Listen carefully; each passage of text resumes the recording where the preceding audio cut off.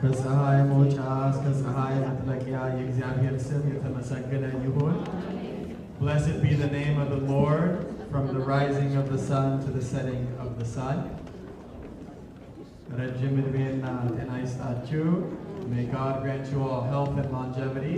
እንደምን አደራችሁ? How did you sleep?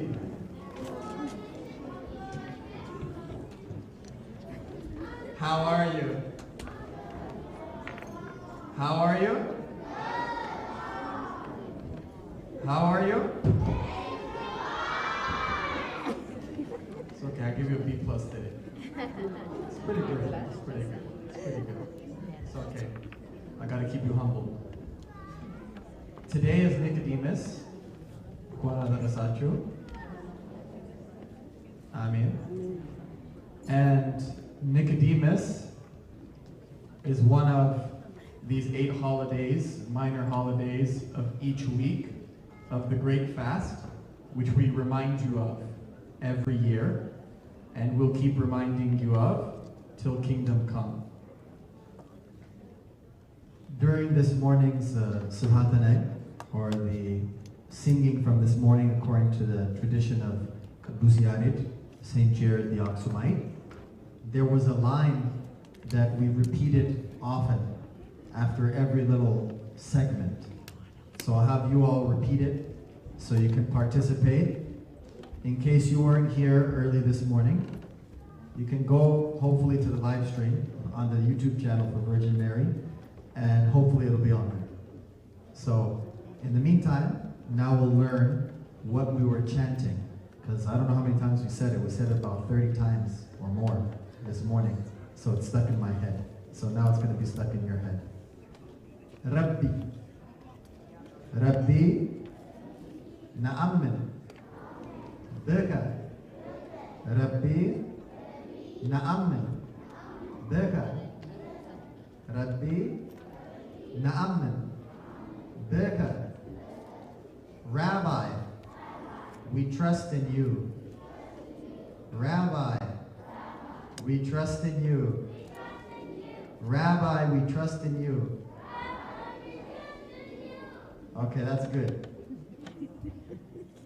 So, we sang this several times, and it's Qudus Yared taking the point of view of Nicodemus in having a conversation with the Lord Jesus.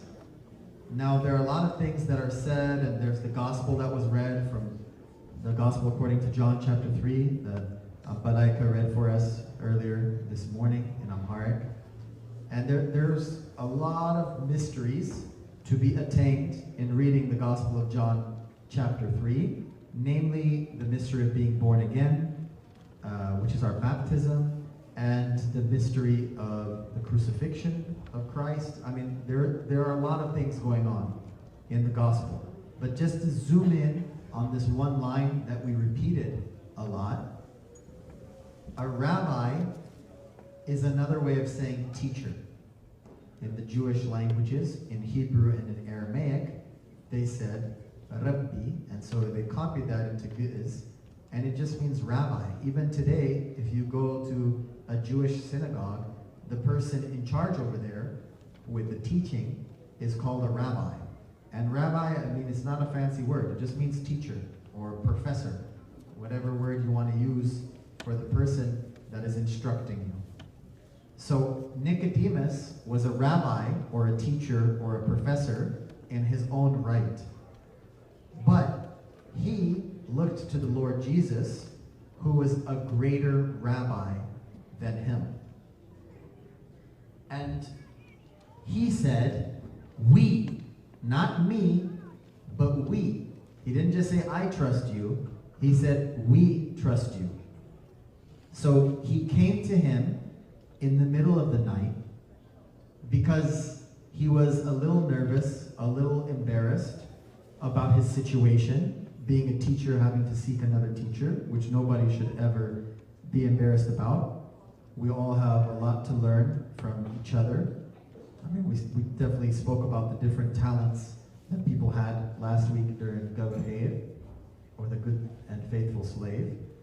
And so he was representing all of the people who recognized the marvelous miracles that the Lord Jesus was doing, but beyond that, the authenticity, the realness of the teaching of Jesus Christ.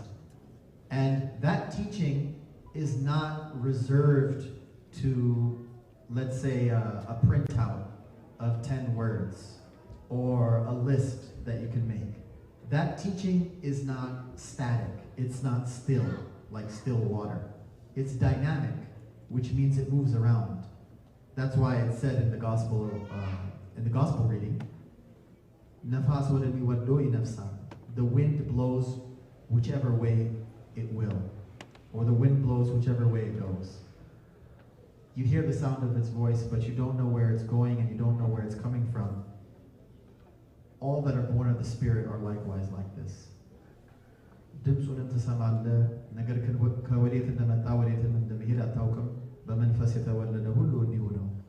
It says that because the teaching is dynamic. The teaching moves around. The teaching cannot be contained in a box. It cannot be contained in 4 walls. It's meant for you to understand how to apply it in everyday situations. So the teaching is the same, and this has been the same for 2,000 years. What changes is your situation. What changes is your context. Are you at home? Are you at school? Are you at work? Are you at the beach? Oh, where are you? Are you at church? Where are you? Depending on where you are, depending on your context, depending on your setting, depending on the place and the time, the way you apply the teaching will be different. But the teaching will be the same. And the teaching is to love God, who is invisible, by loving every single human being you encounter and meet who are visible. And the way that you do that, the more you come to church, the more you fast, the more you pray, the more you give your money to the needy, the more you hear the holy words of the Holy Scriptures, the more you will be able to understand for yourself what's called discernment. How to apply the teaching of the Lord Jesus in every context. So even though Nicodemus was a teacher in his own right, he saw that the teaching that he had grown stale. It had grown still.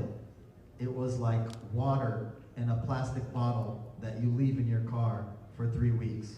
You don't want to drink that. Trust me, from experience. Don't do that. Don't try that at home, kids. So he looked for the teaching that was able to move, the teaching that was flexible, the teaching about the love of God and the love of neighbor that could be applied in all times and in all places.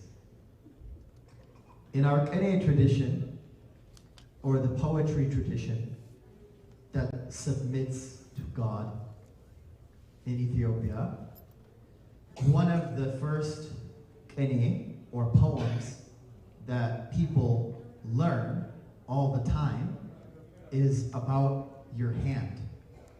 And in the poetry, in the mystery of the poetry, they compare the fingers on your hand.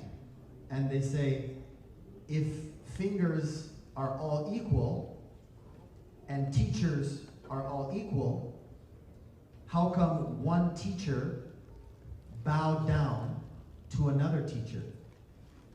How come some fingers bow down to one?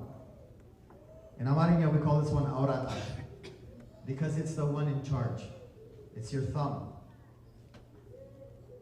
And Jesus is like your thumb, and Nicodemus is like one of your fingers. Your fingers are very important. The thumb is a little bit more important amongst the fingers of the hand. And so anyway, they play with this poetry. It's one of the early poems that people learn. Usually you learn other people's poems before you're able to construct and write your own poems. And so usually students of Kani back home and some here will learn about Nicodemus and his relationship to Jesus, and how they're both teachers, but one is elevated, and not just elevated or higher than Nicodemus, but elevated above all other teachers. And so he entrusted to his main students, the apostles, and then to the bishops, priests, and deacons who replaced them, to this very day. I've been teaching the deacons from Peter lately, and today we're going to conclude 1 Peter. At the end of 1 Peter chapter 5, it mentions two very interesting people, Silvanus and Mark. Silvanus and not Marcos. And what I find most interesting about that, Silvanus is a good name, by the way, if you're looking for a baby name. I don't meet many Silvanus. I don't think I've ever met a Silvanus, actually. At the end of the letter, he talks about how he replaced himself. Peter replaces himself with these students, with these disciples. And we know that every single deacon and priest and bishop in Ethiopia goes back to Athanasios Tsara Athanasios against the world. Athanasius the Great of Alexandria. And he traces his lineage back to Mark. Mark is a student of Peter, and Peter is a student directly of Jesus. So all of us trace this teaching that we learned about love to Athanasius. Athanasius traces it to Mark, Mark to Peter, Peter to Jesus. And now we have students, and we're trying to pass this teaching along to you all. From rabbi to student, and then hopefully at least one of you becomes a rabbi too. Maybe a few of you. We'll see.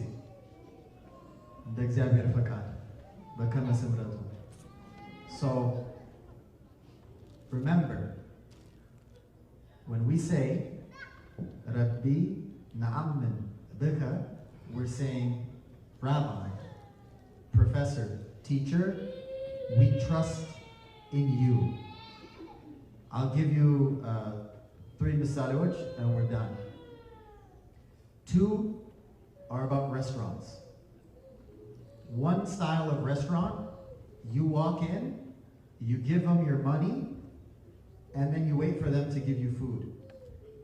You don't imagine that when you give them their money, you wait around for 30 minutes and you're like, hey, where's my food? And then they say, no, we're not going to give you any food. No, you expect them, because you trust them, to give you your food for the money that you gave them. Okay. Another type of restaurant, you go in, they end up trusting you. They give you the food first. Then they wait around and they're like, where's that money? And sometimes they think you've been sitting there too long, they slide it there in the middle of your conversation because your shaibun has gone on too long. The third example, they use it a lot in corporations and nonprofits. They call it the trust fall. Maybe you've done it in your school. I don't know. Raise your hand. I don't want to hear a story, but raise your hand if you've ever done a trust fall. Oh, some of you have done it. Okay. A lot of you have done it. Yeah. So when they do the trust fall, what do? They have someone stand there and they say, just fall backwards, and because you trust me, I'll catch you. And it's supposed to be a team building exercise. I don't know who made it up, but they're probably making a lot of money because it seems like everybody's doing that exercise. So whether we're talking about either situation in the restaurant or the trust fall, when you say, I trust you to someone, it's not just in your head, and it's not just with your words. There's a deed, there's an action taking place. So whether we're praying Salot HaHaymanot, in which we always say Na'ammin, or whether we're saying Rabbi, Na'ammin Bika, Rabbi, we trust you, there needs to be some actions that follow through. there needs to be some faith working through love, as the Apostle Paul says. And so hopefully you all will go after today and practice your faith or your trust working through love, which is the teaching that Nicodemus sought in Jesus, and through Jesus and the apostles we have kept for a pretty long time. L'exiabher misgana yigbaw baunat yalahased. You're dismissed.